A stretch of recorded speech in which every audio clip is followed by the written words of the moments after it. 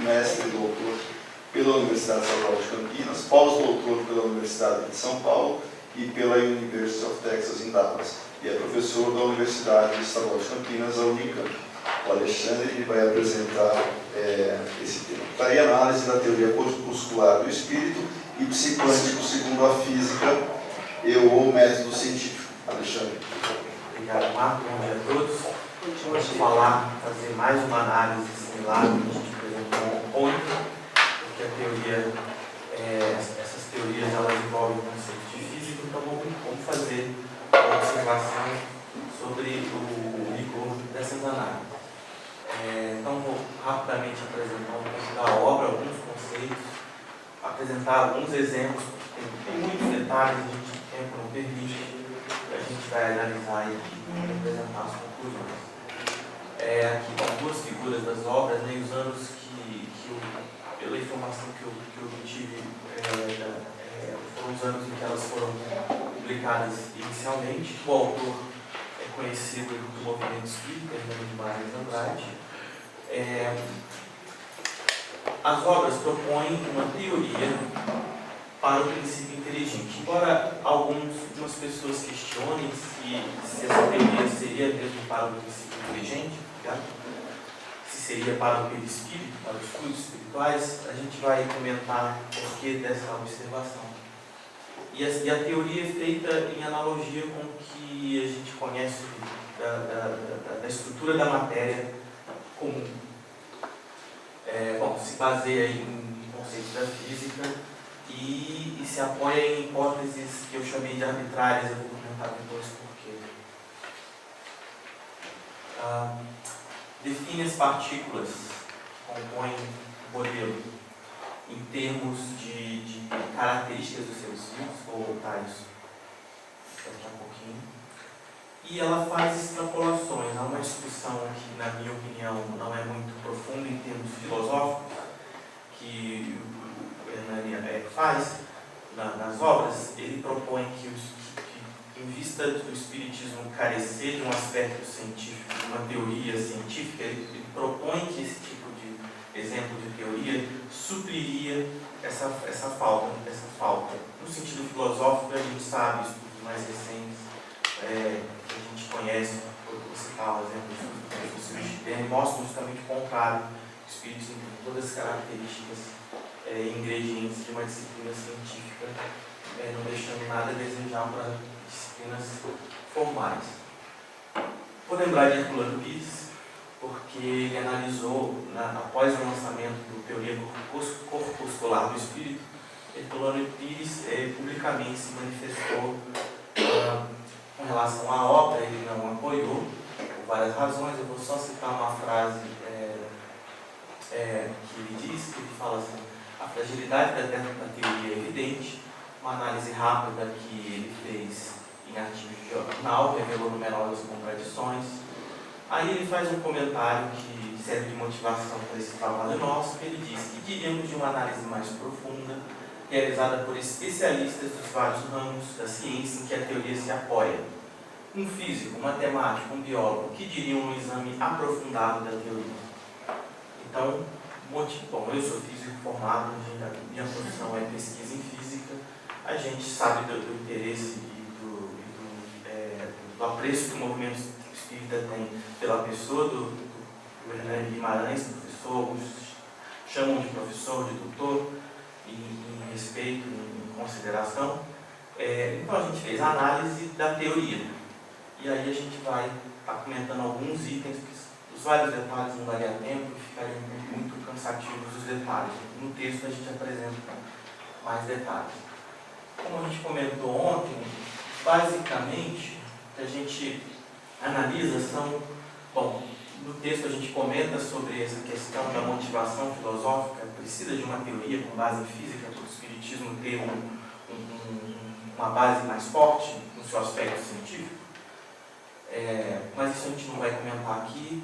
Esse é um detalhe importante. Várias das propostas, hipóteses que são colocadas, elas carecem de um respaldo experimental diferente do que acontece na física. Mesmo hipóteses que fazem muito sentido, depois eu comento ou nas perguntas, se na sequência o tempo não permitir.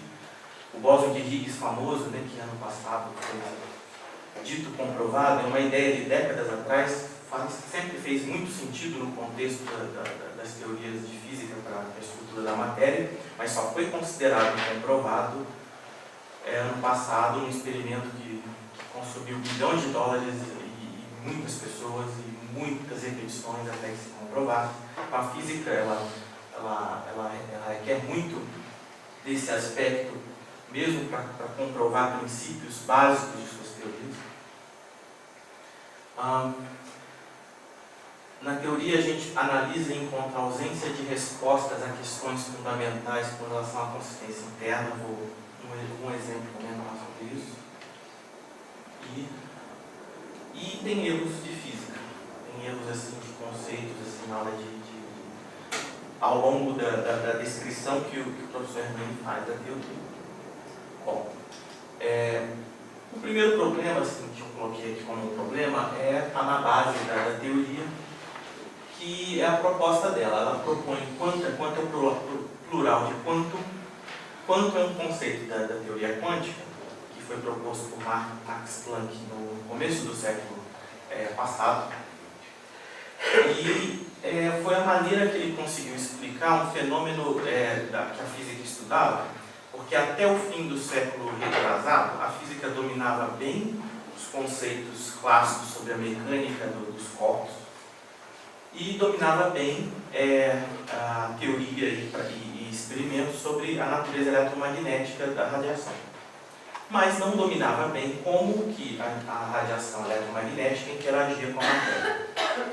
Então, naquela época, assim, não se compreendia por que uma pessoa sentada numa lareira num dia, numa noite de frio, não pegava um bronzeado enquanto, ao se expor no sol, a gente ficava bronzeado. Isso envolve a emissão, né? A gente fica bronzeado, a pele ocorre uma reação lá com a molécula da pele que dá esse bronzeado por causa de radiação ultravioleta que o sol emite. Mas a previsão clássica, da física clássica para emissão de radiação eletromagnética, a previsão era que qualquer fósforo que a gente acendesse pertinho, que a gente chegasse perto da pele, seria suficiente para bronzear. Ou, em outras palavras, o fósforo deveria emitir radiação ultravioleta em intensidade significativa e isso não ocorre. Uma solução para esse tipo de problema veio com a sugestão de Planck de que a troca de energia da radiação eletromagnética com os corpos e vice-versa, elas não ocorrem de maneira contínua para qualquer frequência e energia da radiação eletromagnética, mas em pacotes múltiplos de uma certa quantidade, que ganhou esse adjetivo do quanta. Teorias modernas da física associam alguns desses quanta a partículas. A gente chama, por exemplo, a quantização inclusive com colaboração do Einstein, tempos depois, ficou demonstrado que a própria radiação eletromagnética, a luz, ela se comporta em determinados fenômenos como se fosse formada por pacotes desses quantos, como se fossem partículas. A matemática que descreve os efeitos da radiação para alguns fenômenos é interpretada, só pode ser interpretada como se a luz não fosse um feixe, uma onda, simplesmente uma onda de campos elétricos e magnéticos, mas formada de partículas. Mas, bem resumido, como a ciência descreve isso. E aí, mais modernamente, de décadas para cá, esse quantum de luz que a gente chama de fóton, ele é considerado um tipo de partícula, uma certa característica. Então, conhecendo um pouco, possivelmente de obras de divulgação e alguns livros, o professor Hernani sugeriu que o espírito deva ser formado por partículas que seriam quantizações, seriam quanta relacionados a esses conceitos de vida, percepção, memória e inteligência. Esses três tipos de partículas em analogia, com relação a três tipos de características presentes nos seres vivos: vida, memória, percepção, inteligência. E o nome das partículas que ele propôs: o bion, o prefixo bio tem a ver com vida, ele usou esse nome. toda partícula relacionada à dinâmica da vida. Vida é uma coisa não muito trivial assim, de se definir, mesmo em termos materiais. A questão da percepção ele chamou de percepton e inteligência de intelecto. E assim ele propôs como seria a estrutura daquilo que compõe o espírito. Antes de analisar esse primeiro detalhe, comparado com o que a física faz, eu vou comentar que, de uma certa forma, não é ruim essa tentativa de tentar descrever o princípio inteligente. A gente aprende pelo Espiritismo que cada alma é um princípio inteligente individualizado. Como a gente não sabe como esse processo de individualização ocorre, tem só ideias em algumas obras, mas é o que o Espiritismo ensina, é o que os Espíritos transmitiram para a gente de informação. O Kardec chega a perguntar: o Espírito é alguma coisa? É uma matéria quintessenciada? Ele até propõe esse termo. Os Espíritos dizem que o Espírito ele não é material, mas também não é um nada, ele é alguma coisa. Vocês chamarem de matéria quintessenciada ou não, é questão nossa da gente se entender com relação aos conceitos. A gente às vezes se confunde muito porque a gente fala uma coisa e cada um interpreta essa coisa de maneira diferente pelas suas concepções. Mas desde que a gente não se confunda, a gente inventa os nomes que a gente bem entendeu, trocando em miúdo o que os Espíritos disseram para Kardec. Mas que o Espírito é alguma coisa, não é um nada, não é uma coisa imaterial. Acho que Kardec seria imaterial, só Deus é imaterial. Esse adjetivo é atribuído a Deus, mas não ao Espírito, é alguma coisa. Como essa alguma coisa, a gente também aprende pelo Espiritismo, é a base da questão moral. Interagem com o corpo, né? Eu estou aqui, eu posso levantar minha mão para ajudar e cumprimentar o Marco, ou eu levanto a mão para agredi-lo. Isso é uma decisão do Espírito, não do meu corpo. Então, como o meu Espírito é amigo do Marco e eu vou cumprimentá-lo, não vou agredi-lo, para o meu corpo obedecer a essa minha vontade, tem que ter em algum momento uma interação entre espírito e matéria, mesmo que a gente saiba que é via perispírito. E o Espiritismo ensina que perispírito ainda é algo material, mas de natureza mais sutil para fazer essa comunicação, essa interação. Então, com certeza, o espírito, o princípio inteligente, é alguma coisa? Será que essa alguma coisa tem estrutura semelhante à estrutura da matéria? Não sei, pode ser que sim, pode ser que não. Então, tentar propor uma teoria nesse sentido não é uma ideia assim, não é uma crítica à ideia, vamos tentar. Assim, a gente está buscando conhecimento, a gente parte de princípio, a gente faz uma pergunta e vamos tentar responder. O que a gente vai analisar aqui é que a resposta que ele sugeriu, ela não é adequada, ela não segue de fato a maneira em que a física desenvolve suas teorias. E aqui reside o primeiro problema.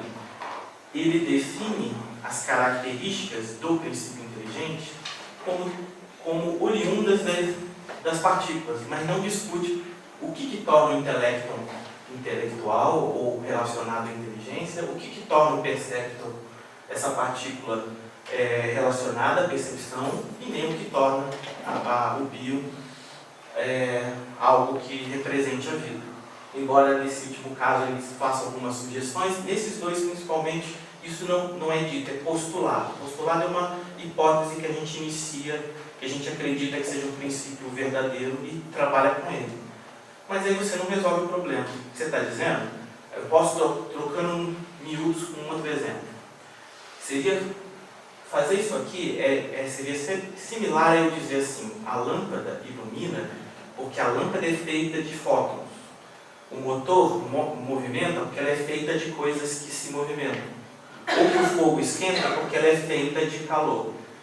E a gente sabe, nesses três exemplos, que tanto a luz emitida pela lâmpada, que o movimento que o motor executa, ou que a sensação de calor, ou a energia térmica que aquele fogo ali, que é um gás em combustão ali, está transmitindo para o ambiente, não decorrem de partículas que tenham essas propriedades. Mas a ciência hoje descreve todos esses fenômenos em termos de partículas? Sim. Em termos de fenômenos que ocorrem com partículas? Sim. Mas essas partículas não foram postuladas terem essas propriedades mais complexas. Um material é é condutor, metal é condutor, ou um material é mais rígido, menos rígido, são propriedades que a gente deduz da estrutura da matéria e da interação entre elas. E não a gente postula que ela tem essa propriedade complexa e aí usa isso para explicar. É um ciclo que, na verdade, não está explicando nada. Então, esse ponto de partida, ele não tem consistência.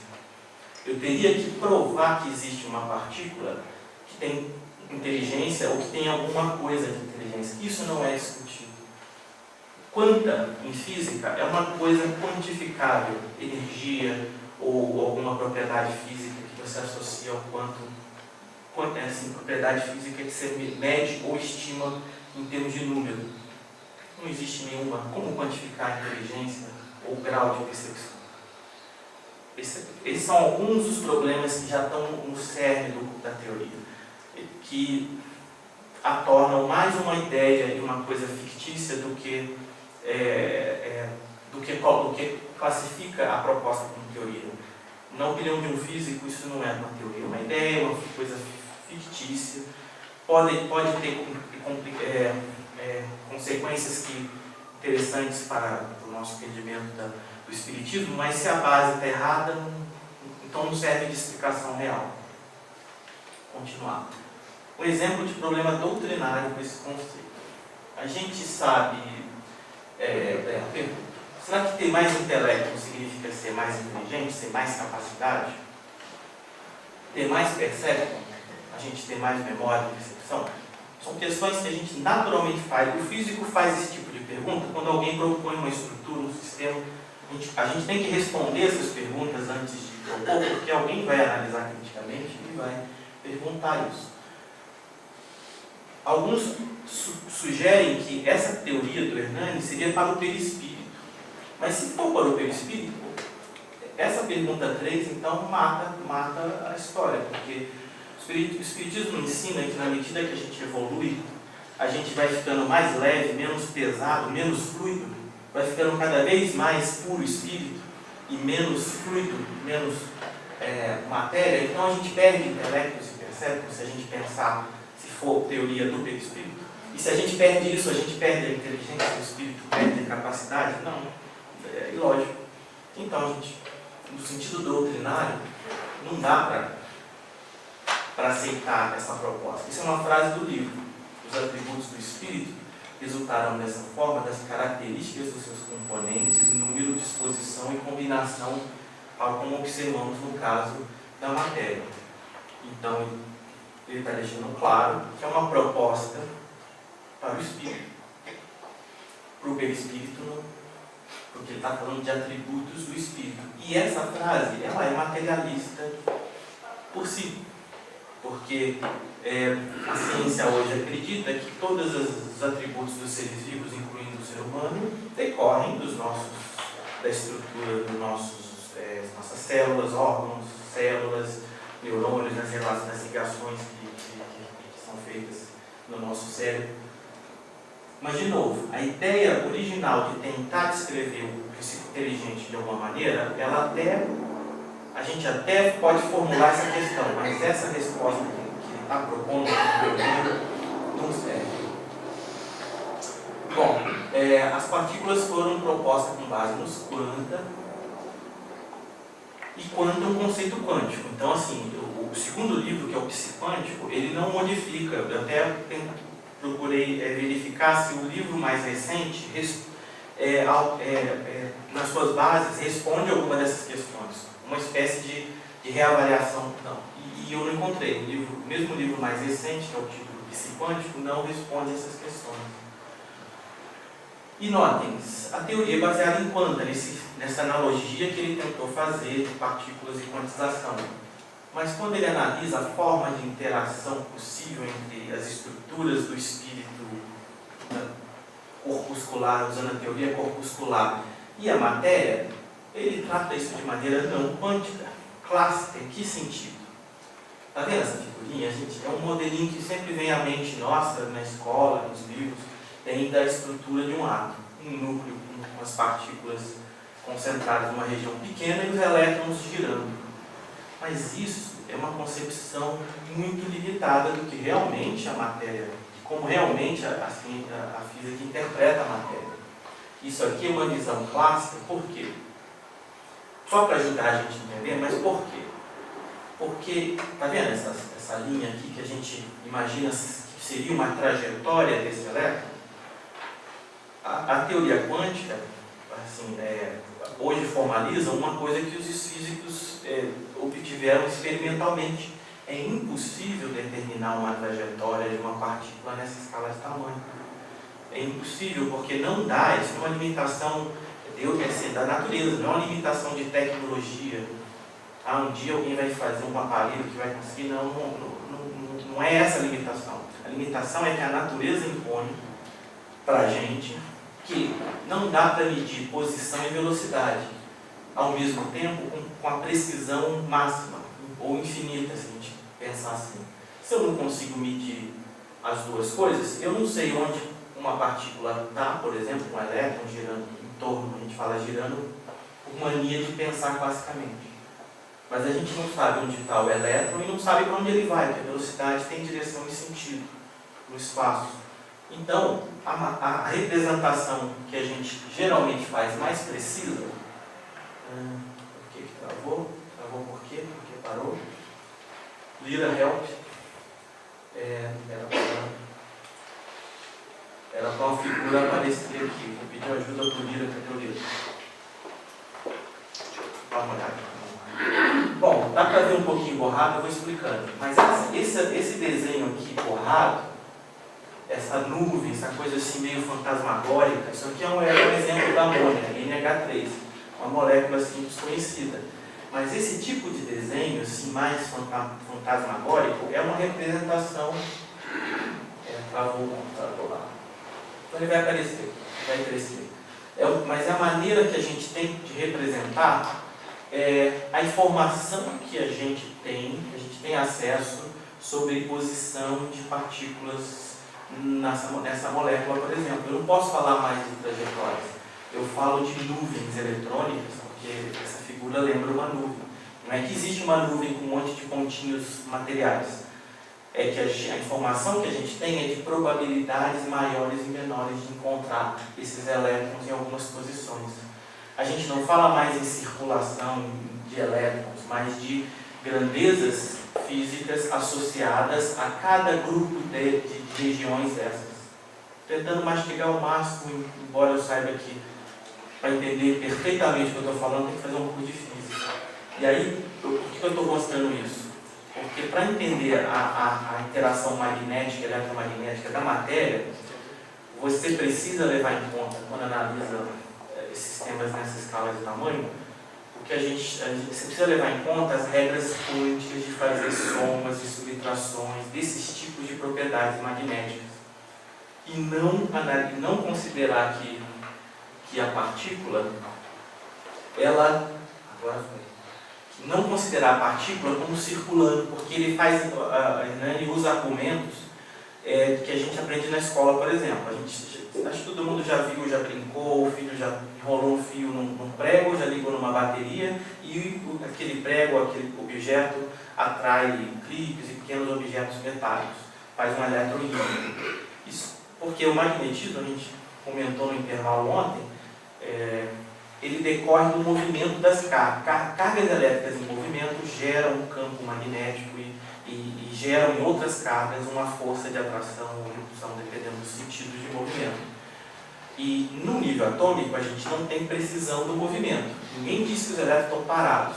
Eles estão em movimento. Se estão em movimento, é natural que eles, isoladamente, cada um deles contribua com o seu magnetismo intrínseco. Materiais tipo ferro, que são magnéticos, e outros, eles não compensam, porque na figura anterior, estou até com medo de voltar e não obedecer. Essa aqui. Esse roda para cá, esse roda para lá, esse roda para cá. Na média, o magnetismo de um cancela o do outro. E a maioria dos materiais você não é magnético, mas em alguns eles não se cancelam pelo número de elétrons. E aí você explica o magnetismo, por exemplo, da matéria. Aí, agora foi rápido. Como que a física trata nesses casos? Ela faz a quantização e analisa as resultantes das contribuições individuais da propriedade magnética de cada partícula. Essa é a maneira, bem grosso modo falando, assim, bem resumidamente, de como pela teoria quântica a gente analisa magnetismo e a interação. O Hernani acho que bem sabia disso, porque não faz o menor comentário nas suas obras sobre isso. Ele analisa classicamente como se o elétron estivesse girando numa espira e faz toda essa análise de uma maneira clássica. Isso é um ponto que para a física é um detalhe importantíssimo numa teoria que a gente faça uma análise dessa. Excesso de hipóteses é um ponto que, sem querer, o Hernani se contradiz por causa do seguinte. No psiquântico, eu contei 11 hipóteses, pelo menos. Tem mais, na verdade tem uma outra a mais, mas pelo menos tem 11 que ele diz. A gente vai considerar que a partícula é isso, vai considerar que no ser vivo é isso. Ele faz 11 considerações sem explicar de onde vem, por quê? Faz 11 considerações para encaixar a lógica do fenômeno que ele apresenta. E aí comenta que ele faz um comentário sobre umas teorias a respeito de campos que estão envolvidos em seres vivos, cita esse autor, mas ele comenta assim: quando se observa os fenômenos psi, a aplicação da teoria dessa outra pessoa se torna difícil, exigindo um número grande de hipóteses ad hoc. Ele está fazendo essa crítica à teoria de Wassermann. Mas o que ele faz aqui é exatamente acrescentar um grande número de hipóteses ad hoc. Ad hoc é colocar a mão para alguma finalidade explicativa. Então, sem querer, ele também precisa de tantas hipóteses, porque, na verdade, o serviço da teoria está bem completo. Bom, consequências não doutrinárias, esse é um exemplo assim, bem forte de um problema da teoria. Ele propõe que a alma é uma duplicata biomagnética, um campo magnético. Isso é uma coisa complicada, porque enquanto que o Espiritismo, a alma é o princípio inteligente individualizado e que tem os atributos da vontade, do pensamento, um campo magnético é efeito de movimento de carga, da presença de materiais magnéticos, e não causa. A alma é causa. A alma que causa, que tem o fulcro, o centro da vontade. Então, isso aqui não faz o menor sentido. E olha o que ele comenta numa parte do livro. A alma surge com o corpo e se dissipa à medida que o corpo se desagrega.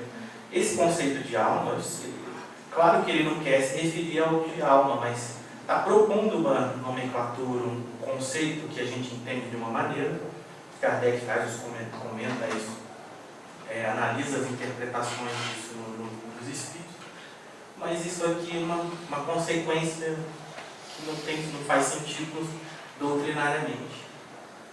Então, vamos fazer o resumo para a gente encerrar. Tem vários detalhes desse tipo de consistência, que a gente não faz isso numa teoria física. Uma pena que alguém na época não pudesse ter apresentado uma crítica dessa, porque o Hernani, eu morei um ano e meio em Bauru, as pessoas falam muito bem, foi uma pessoa amável, acho que é uma pessoa acessível. Não acredito que ele tivesse sido uma pessoa que você não pudesse sentar e conversar com ele, de apontar e contribuir com observações desse tipo. Uma pena que ninguém fez uma análise dessa. Como as consequências da teoria propõem assim, ideias que não estão em acordo com o espiritismo, eu achei relevante, porque assim, em Bauru, que eu morei um ano e meio e senti que esse carinho, a quase idolatria que as pessoas têm pelo Hernani, eles ensinam a teoria, mas sem fazer essa análise crítica. Ensinam conceitos assim, da física sem esse tipo de base melhor, assim, mais cuidadosa, e jovens, as pessoas vão acompanhando, assim, se aceita, né, por causa do respeito, por causa desse bom sentimento. E é importante, a nossa fé tem que ser raciocinada, a gente, a verdadeira fé é que encara a razão, né, face a face. E essa teoria está de longe, não encarando o que de fato a gente entende como é a física. Há até pessoas que acham que a ciência está errada em ser da maneira que é, em nome de ter que aceitar ideias de vanguarda. Então, assim, eu até acho que a pergunta que ele faz, como entender a estrutura do espírito meritória, porque é uma questão do conhecimento que vai nos interessar mais cedo ou mais tarde, mas a forma ainda está aquém do que precisa para uma teoria científica. Bom, eu coloquei ontem nessa carta uma recomendação do Kardec de que a gente, nas teorias científicas, a gente precisa ter muita prudência e evitar dar como verdades, às vezes, sistemas que são sedutores pela forma como são documentados, mas que podem receber um desmentido oficial. Assim, pessoas que entendem do assunto podem associar a teoria com todo o espiritismo. O espiritismo não entra, o espiritismo não faz isso. A doutrina espírita não faz isso de jeito nenhum. E embora a gente, né, tenha e mantenha o respeito à pessoa, a Hernani, a figura, os estudos e dedicação a pesquisas na área de ciência paranormal, a gente tem que saber dizer o sim, sim, não para essas coisas. Então, é isso. Agradeço.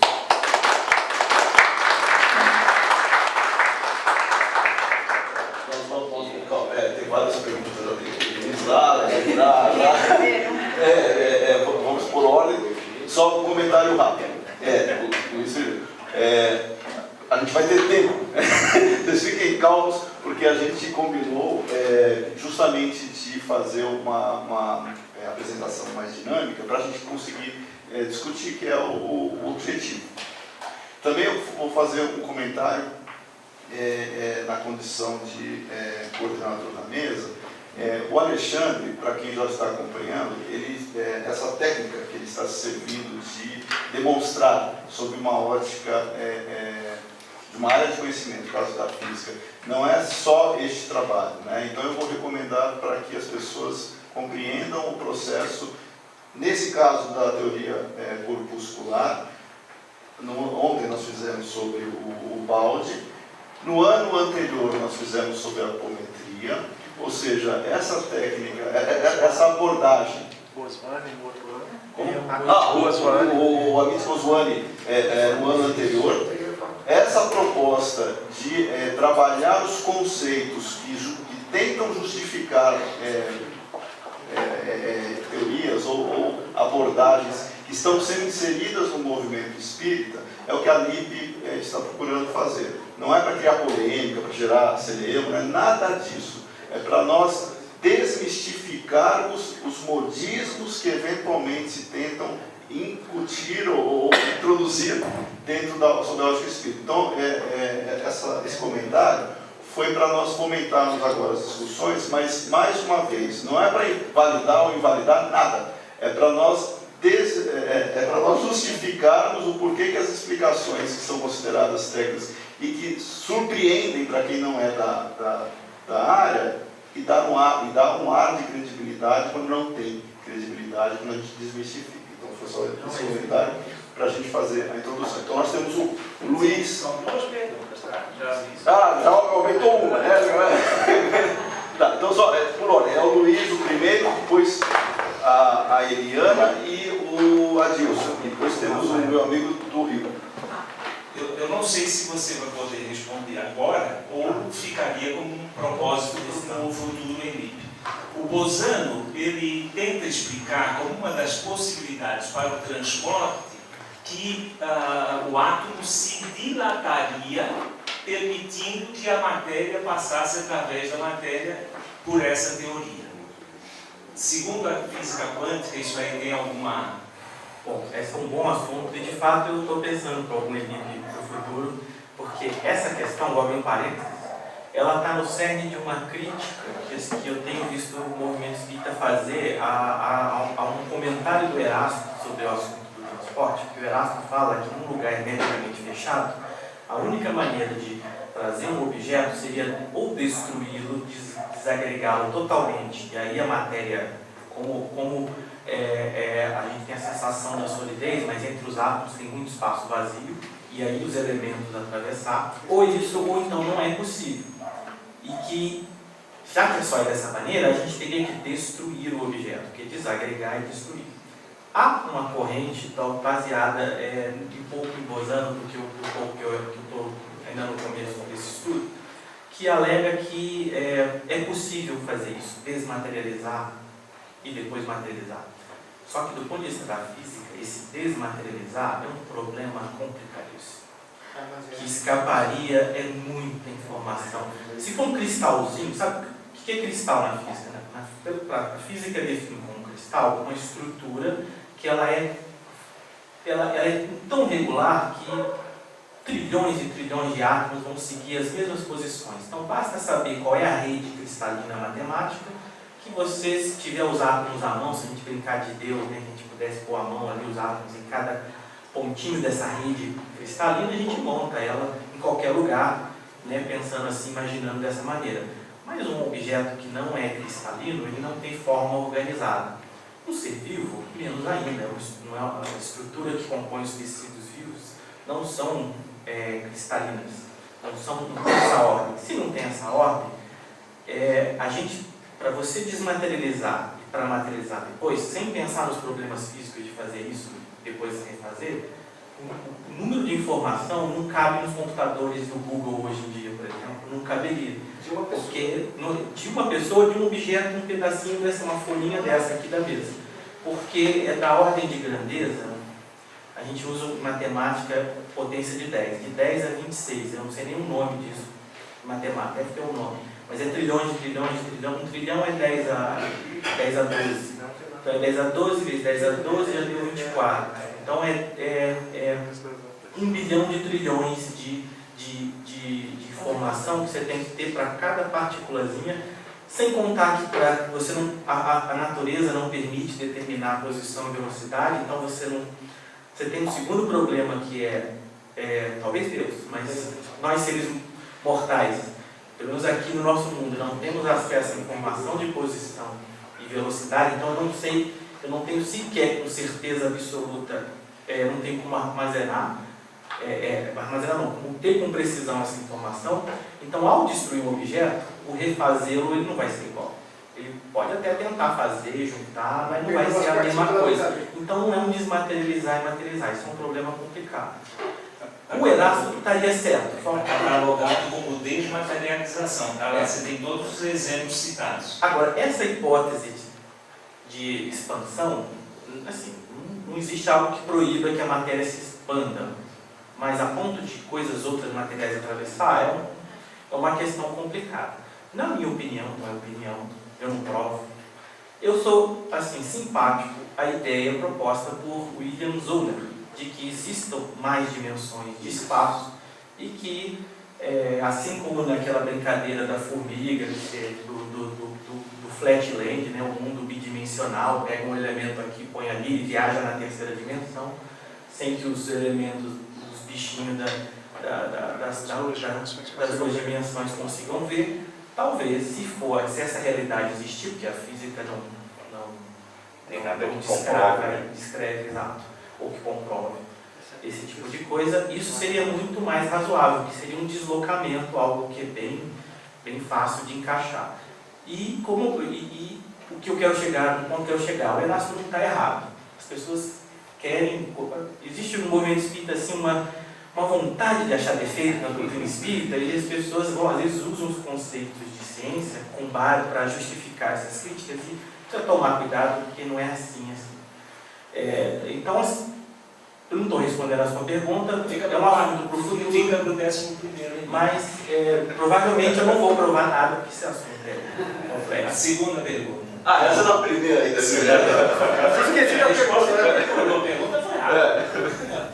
E considerando que tudo, né, e todos somos espíritas, e tudo é espiritismo, essa sua observação sobre a obra vai ser enviada para a editora, alguma coisa que pelo menos conste para que um outro de fora venha apontar o que você está apontando? Olha, o que eu posso dizer é assim, a obra vai estar publicada, uma vez publicada, ela é pública.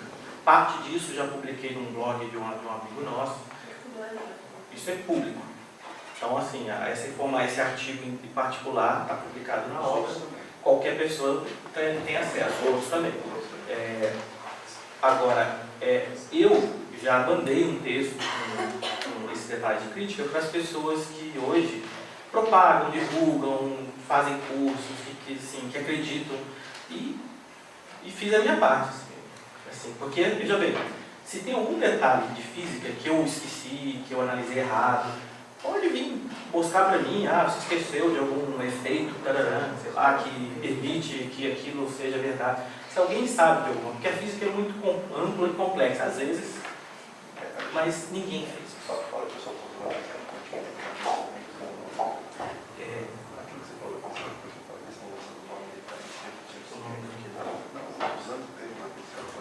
O Marcos está me lembrando assim, muita gente usa conceitos de física quântica para justificar práticas ou conceitos de espírito, porque assim, a teoria quântica, assim, ela surgiu com base nos fenômenos, esse do Bronziak, que é um deles só, tem vários.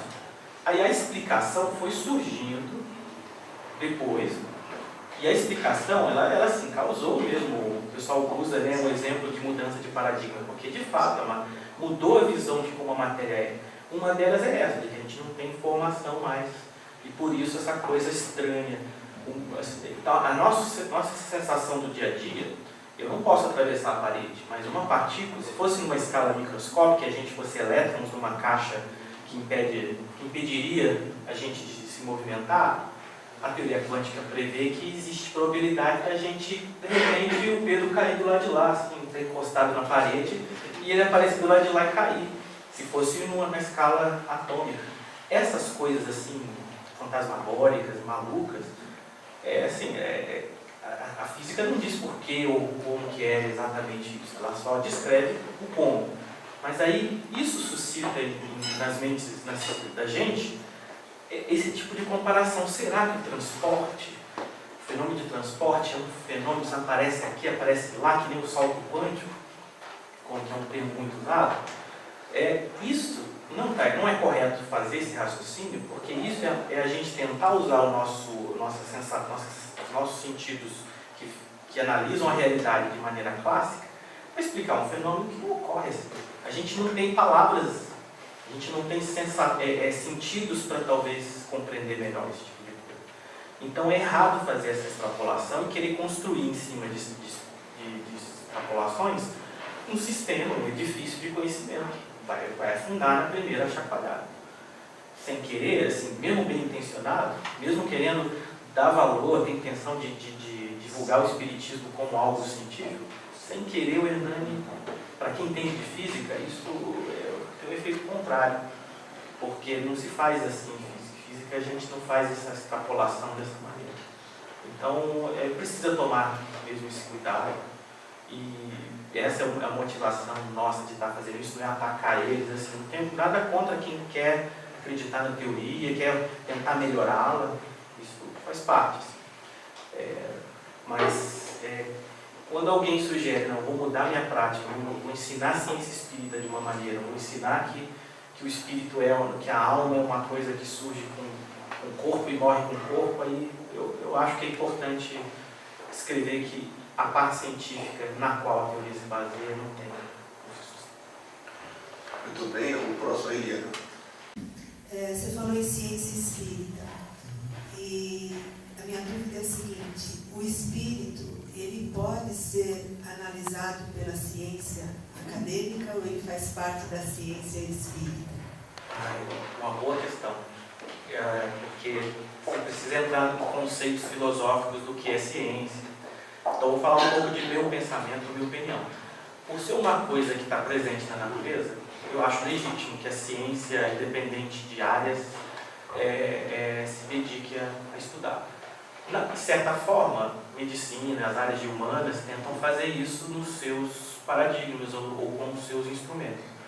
Eles não saem muito do que elas fazem, do que a gente vê, a gente ouve, a gente vê, da forma como a gente vê que a medicina trata o ser humano e etc. Mas o que eu acredito é que algumas áreas como a medicina, a psicologia, áreas que lidam com o ser humano, com o tempo vão acumular evidências, que nem o Bronziak lá, que não explicava com a física clássica, que alguém vai sugerir, ou então alguém vai tentar propor a ideia de que existe algo que sobrevive a esse corpo material e isso servir, e isso ganhar força como como explicação para esse conjunto de fenômenos que a matéria constitui pela... Mas já não há evidências suficientes. O Stevenson, quando ele fez a pesquisa sobre reencarnação, não só o Stevenson, vários pesquisadores sobre reencarnação, eles apontam isso como uma possibilidade, mas uma forte possibilidade. E o Stevenson ele foi muito cauteloso quando ele fez as suas afirmações. Mas nos últimos livros ele já considerava essa possibilidade como extremamente adequada. O que acontece, que o Alexandre está comentando, é que quando a gente quer tratar de um assunto, a gente pode chamar a ciência como se fosse um corpo único. Nós temos grupos dentro da ciência, né, que é o que ele está falando, áreas de conhecimento com instrumentos para objetos específicos de análise. Todo mundo acha que a ciência vai identificar o espírito como instrumento. Você não precisa ver para saber que ele existe. Isso é um ponto também interessante. É isso que a gente poderia desenvolver. É isso. O Adilson estava na vez. Bom dia a todos, então eu sou o Adilson. Alexandre, eu vou dividir a minha intervenção primeiro no comentário e depois perguntar algo assim, mas no sentido de querer a sua opinião. Bom, primeiramente o comentário. Quando a gente lê teoria corpuscular do espírito, né, começa com teoria, né? Muita gente, ou no senso comum, tem a percepção que teoria é algo assim, vago, é algo que a gente propõe, é uma ideia, etc., né? E no método científico não é nada assim.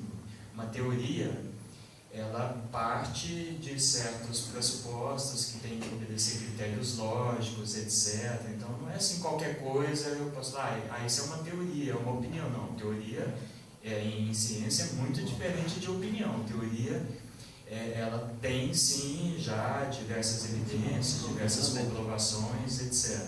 Então, no meu entender, assim, até onde também eu conheço, o que o Hernani propõe nem chega a ser considerado uma teoria, não obedece aos critérios para ser considerado uma teoria.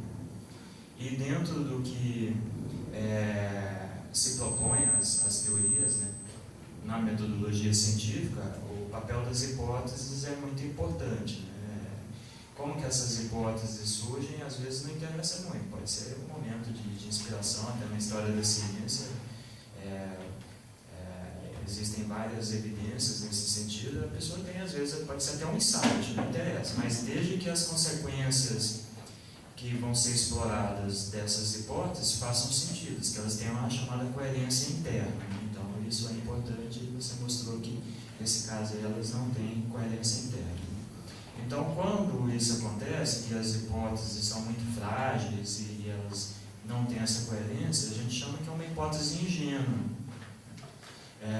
Isso é um termo muito utilizado em filosofia da ciência, né? Então, assim, a gente tem que tomar muito cuidado, então, nessas hipóteses ingênuas, porque elas são facilmente refutadas e fragilizam muito a teoria que está sendo proposta, né? Então, vendo aqui as suas referências, você coloca aqui como referência 1 e 2, dois artigos do Alexandre também. É você mesmo, Alexandre Facil. Porque tem dois Alexandre na liga, às vezes de qual Alexandre nós estamos falando, mas aqui você coloca, são dois artigos do Reformador, né? Só estou chamando a atenção aqui do pessoal, né? Os artigos se intitulam O Medo da Ciência e a Atualização do Espiritismo. Então você até coloca aí o medo entre aspas, né? Então, dentro de várias áreas do conhecimento, isso, percebam bem, não é característica nossa do Espiritismo, não.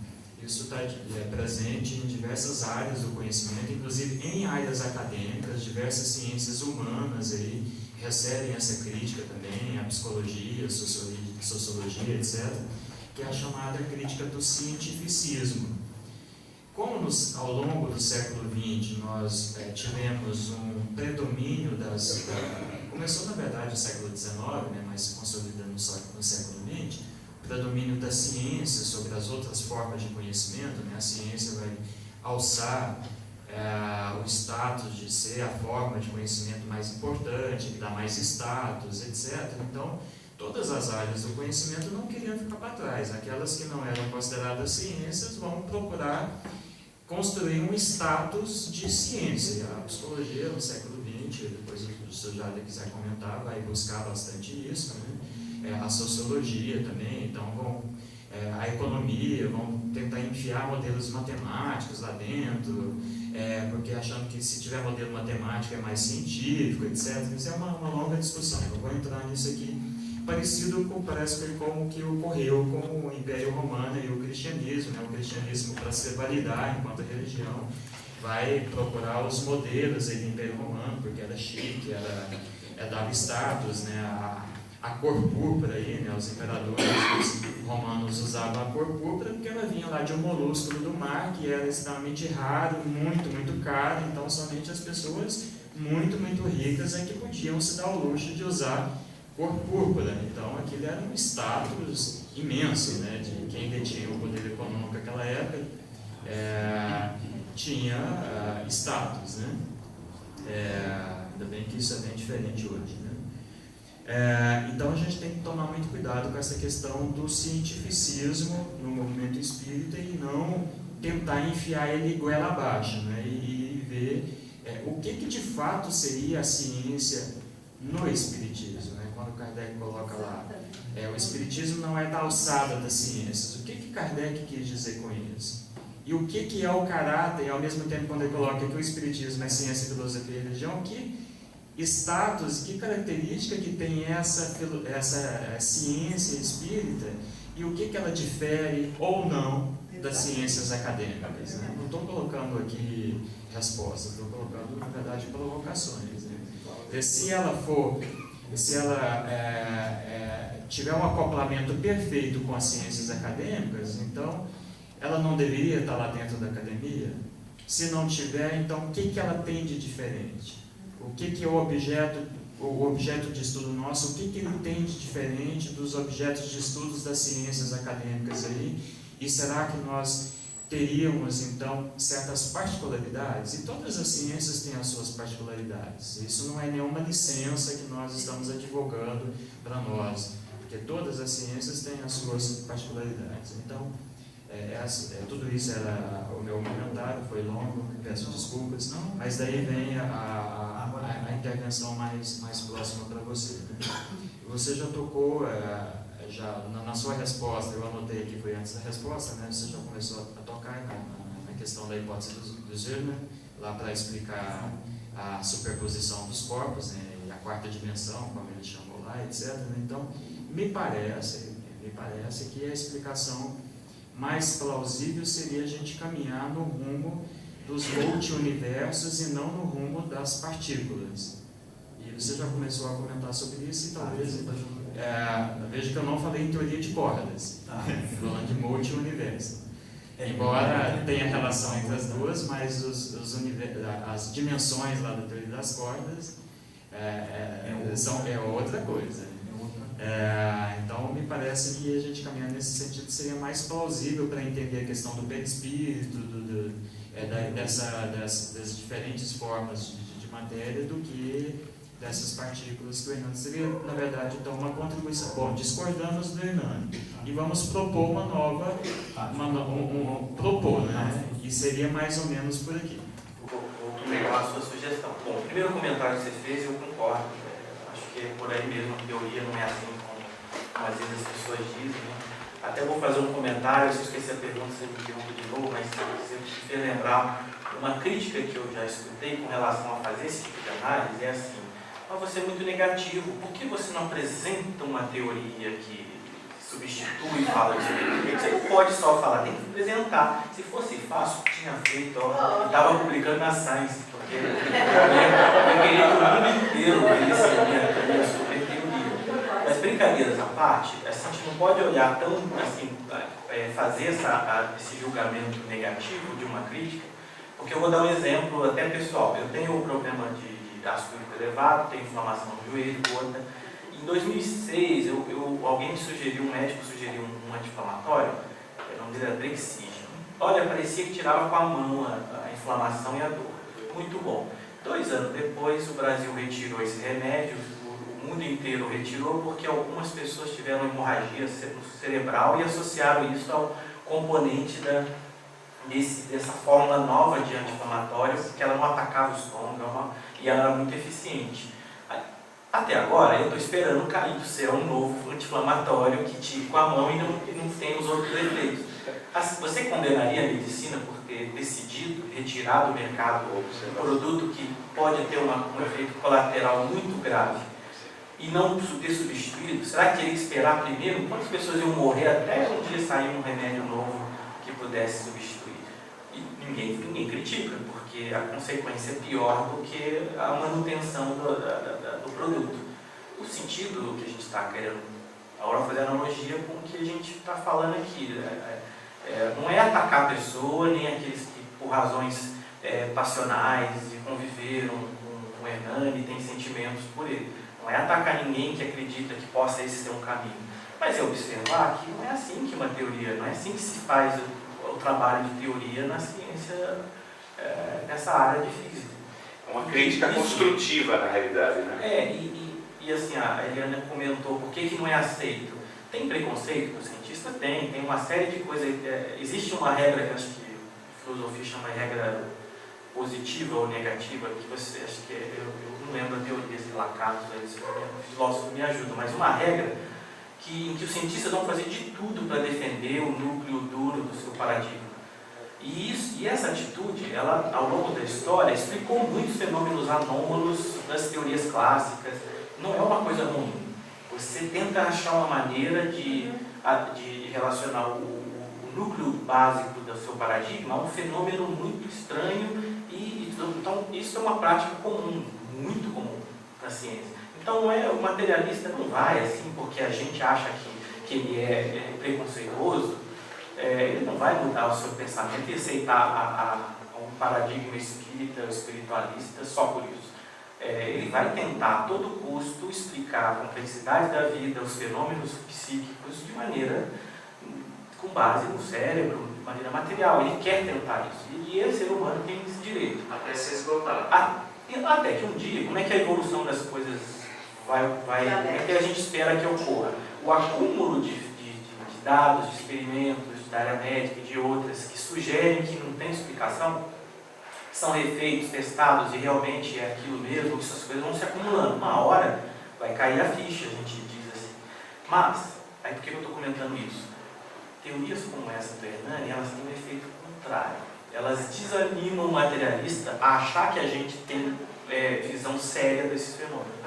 Porque é muito romântico, é muito superficial, ingênua, como usou a palavra o Adilson, com relação a fazer esse tipo de relação entre física e... Um dia vai ter uma teoria física dos fluidos, lógico, está na natureza, quem que vai negar? Não vamos negar, não é essa negação, é uma análise desse tipo de teoria e a gente precisa tomar cuidado. E como o Marco falou, o propósito da LIP é a gente fomentar pesquisas que valorizem o espiritismo, que valorizem a ideia com rigor acadêmico.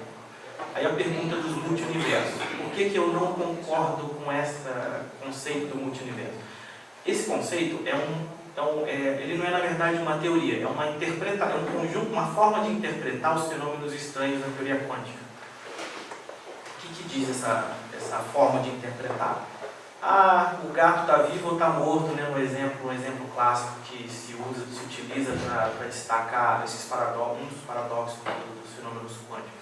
Enquanto põe um gato com veneno e um dispositivo radioativo que, ao emitir lá um pulso, ele vai acionar um veneno que vai matar o gato.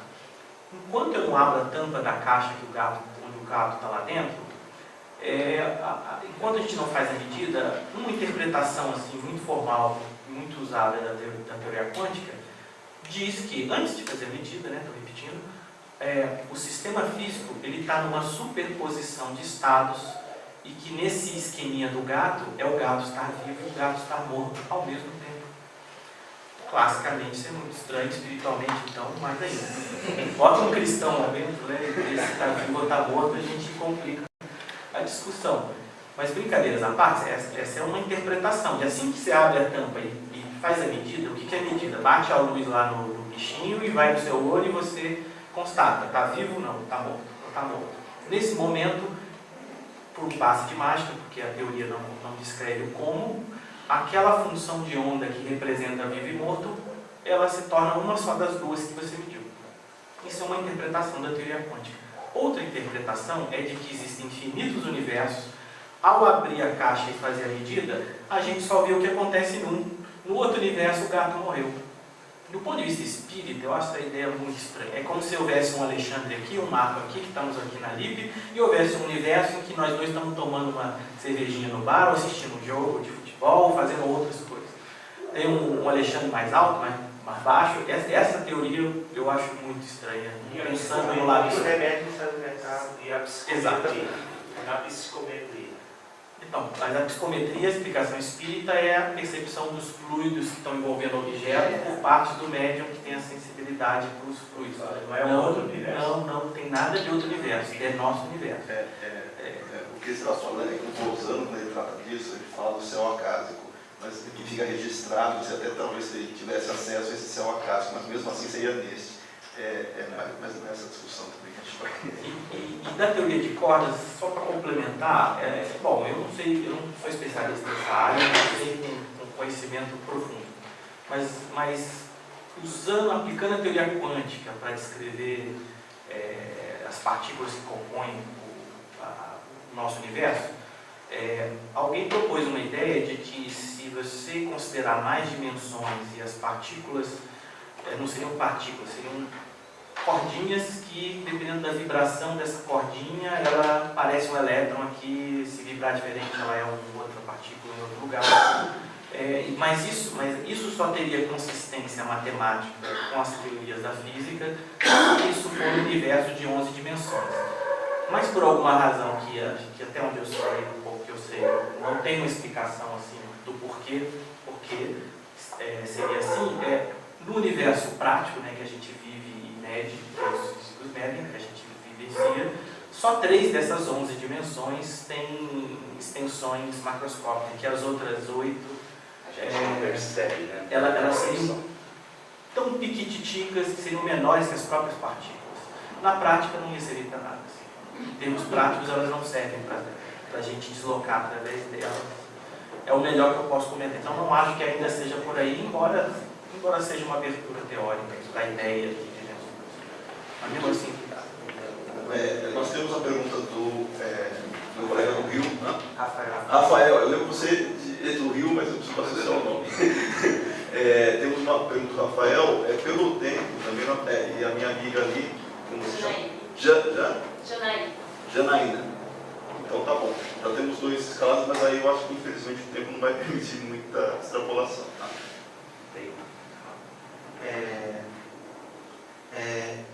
Uma rápida.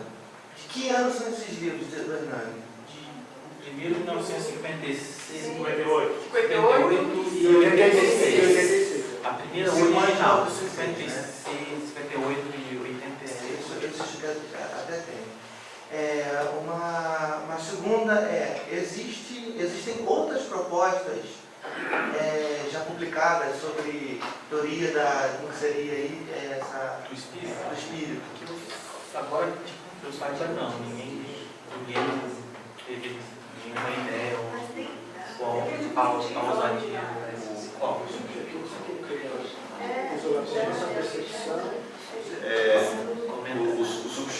Quem ficou no lugar do Stevenson na Universidade de Virgínia, coordenando o departamento, é o Tucker.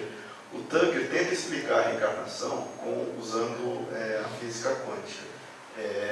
O espírito para o Tucker estaria vinculado com a física quântica, mas ele não é nem espírito, obviamente, mas o que existe na ciência, tem pessoas trabalhando a questão do que nós chamamos de realidade espiritual como outras óticas, existe, mas os nomes variam e os conceitos variam também. O que a gente não pode achar é que a gente vai ter alguém pesquisando como nós espíritas temos o conceito.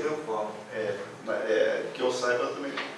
Quando eu comecei a surgir esse termo popular, essa questão de matéria escura, eu fiquei, aí pode ter coisa. Então, eu imaginei, não é uma teoria porque eu não sou físico, mas tem uma teoria sobre matéria escura, essa coisa toda. Aí aconteceu uma coisa, tem um físico que colocou uma teoria, e essa é uma teoria, porque ele falou, olha, vai ser uma teoria e você vai poder comprovar nessas condições.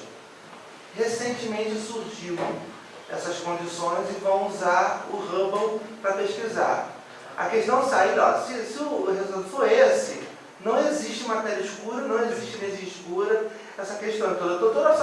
Eu tenho uma ideia sobre o que é matéria escura e estou até acompanhando essa pesquisa. Esse é um negócio interessante, porque na década do comecinho dos anos 2000, analisando, a matéria escura é mais antiga, a ideia dela, que os astrônomos apontam aí os telescópios e vão tentando mapear as galáxias e o movimento delas. Com base nas teorias ligeiras da gravitação moderna, da teoria da relatividade, eles não explicam a distribuição de galáxias e o aparente movimento. É como se tivesse uma matéria que o telescópio não enxerga, porque ela não emite nem reflete luz. Como é que o telescópio é uma antena de um espelho que capta luz ou uma antena que capta ondas de rádio, da maneira que a gente consegue enxergar o universo. Então, se algum objeto não emitir nada, nenhum tipo de radiação, ele é uma mancha escura, porque o escuro é a ausência de luz. Né? Então, pelos movimentos que não se explicam pela teoria, se tiver uma matéria aqui, acolá, alguma coisa que é invisível ou é escura, o termo escuro é por causa disso, porque não é visível a nenhuma faixa de radiação. Essa matéria, e eles estimam a massa e a estrutura, poderia explicaria. Mas há quem diga que as leis da física, que é uma crença da física, que as leis da física são iguais no universo inteiro. Como a gente nunca passou de Marte para poder testar e fazer esse experimento para comprovar, ainda é uma crença. Então, aí essa observação é importante, por quê? Porque esse é mais um motivo para a gente tomar cuidado em usar conceitos da física moderna ou de qualquer ciência, e numa área que também ainda é uma coisa misteriosa, que é a interação do espírito com a matéria. A gente não pode dizer, há quem diga que a matéria escura ou a energia escura, é o fluido universal que está ali. Pode ser, mas eu já escrevi uma matéria argumentando que ainda não seriam, pelas propriedades desses dois índices, que não batem com o que os espíritos disseram que é a função do fluido universal. Mas pode ser que tenha a ver? Pode, mas não é assim. A gente pode até imaginar e fazer a pergunta, mas a resposta a gente tem que ser cuidadoso. Eu até respondeu, eu queria perguntar sobre isso. Obrigado. E agora a última questão para a Janaína. Janaína ou Janaína? Bom dia, Janaína. Janaína. Sou daqui de São Paulo. É a primeira vez que eu estou vindo como da NIP e, na verdade, até desculpa, professor, porque é uma dúvida bastante básica, mas é bem dessa ideia de desmistificar algumas coisas que podem ser importantes. Mas você contou para a gente um pouco do que você imagina que não é das coisas, das aplicações da física para a teoria do espírito. E eu queria perguntar a respeito do conceito da física de informação. Se você vê, como é que você caracteriza esse conceito e como é que você poderia ver a aplicação disso para o espírito? Porque, leiga, de modo bastante leigo, quando eu penso nesse conceito, me remete a possibilidade de alguma intuição, de captações que o espírito poderia ter. Então, eu queria uma visão. Eu sou especialista, não sei muita coisa, porque não é bem uma questão. Deixa eu responder a primeira. Vou responder rápido. Essa questão da informação, eu acho que é um caminho muito mais viável do que ficar modelando as partículas da interação espírito e matéria. Por quê? Porque informação é o que você mede com a mediunidade. Você tem lá cartas do Chico Xavier e outros tipos de informação que você comprova. E esse tipo de coisa, assim, é evidência, vale como uma evidência de obtenção ou de troca de informação. Eu só acho que tem que ter cuidado com relação a como você justifica o meio de transmissão. Porque isso é o passo seguinte. Primeiro você acumula fenômenos que dizem, olha, ninguém podia ter adivinhado essa informação, logo a origem dela é algo que a ciência precisa tentar investigar. Depois, fazer experimentos controlados para tentar descobrir. Então eu concordo com a ideia, eu acho que é um caminho se tentar provar, e como tem teorias de informação, se eu sei que tem teorias matemáticas para escrever algum tipo de avaliar precisão de informação que é transmitida e recebida e coisas assim, então eu acho que isso seria uma ferramenta adequada e interessante para quem sabe bastante isso aplicado. Bom, você brincou com a questão de adivinhar, mas você adivinhou a segunda pergunta. Porque era justamente o que eu queria saber, exatamente como é que a gente conseguiria mensurar isso, e aí até um apontamento para as pesquisas, assim, porque a gente está trabalhando, você colocou bastante as questões de teorias, e as teorias elas meio que surgem como um agregado, mas pensando no método científico, eu sou da área de biológicas, então eu penso basicamente em questões quantitativas e qualitativas. E aí eu queria ter um apontamento nesse sentido, se talvez não estaria na hora da gente buscar questões quali para tentar embasar futuramente, ou assim, o seu apontamento de um caminho, assim, que você acharia? Bom, eu acredito que um dia haja teoria, assim, como os fluidos e os próprios espíritos é uma coisa presente na natureza, sem dúvida que um dia alguma descrição da estrutura, do que seja, há de surgir. Assim, o que eu não acho viável é a insistência de relacionar uma teoria cuja interpretação é misteriosa, enfim, para tentar fazer essa ponte direta, ou essa explicação direta, essa extrapolação com superficialidade dos fenômenos espíritas que, de uma certa forma, para o leigo em geral, são coisas misteriosas também.